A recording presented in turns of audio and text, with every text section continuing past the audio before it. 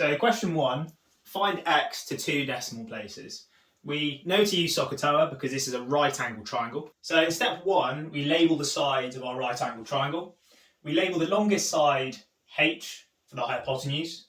We label the side opposite the angle the opposite, and the other side we call the adjacent.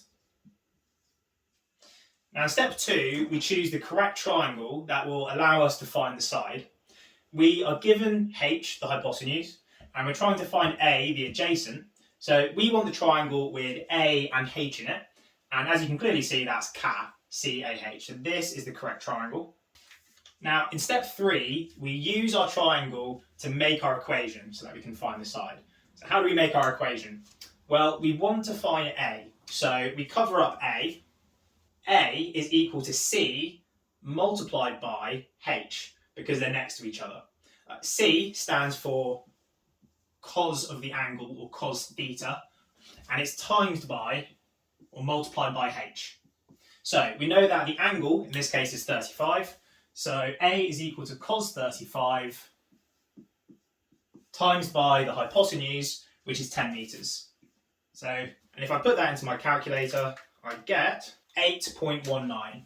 So A is equal to 8.19 meters to 2 decimal places. Question 2 asks us to find theta, the angle, to 2 decimal places. So step 1 is exactly the same as before. We label the sides.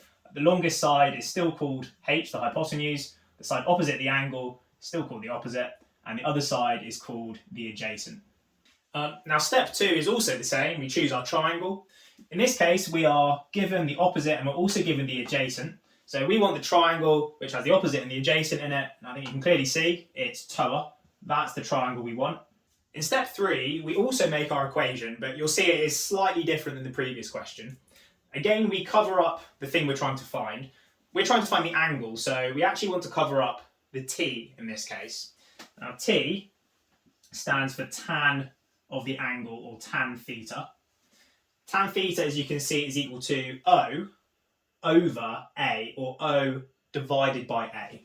So tan theta is equal to O over A. But we don't want to find tan theta, we just want to find theta. To get the theta by itself, we need to move the tan to the other side of the equation. To do this, we use inverse tan. So theta is equal to tan to the minus 1 of the opposite over the adjacent. So literally all we've done is we've moved the tan to the other side of the equation, and now we have theta, the angle, by itself. So theta is equal to tan to the minus 1 of the opposite, which is 8 meters, divided by the adjacent, which is 5 meters. Now to get tan to the minus 1 in your calculator, you press shift and then tan, and it's shift tan of 8 divided by or over 5, and to 2 decimal places that gives me 57.99 degrees. So it's exactly the same as before. The only difference is that you use inverse tan, or tan to the minus 1, when you're working out the answer in your calculator. Please watch the next video for some worked examples.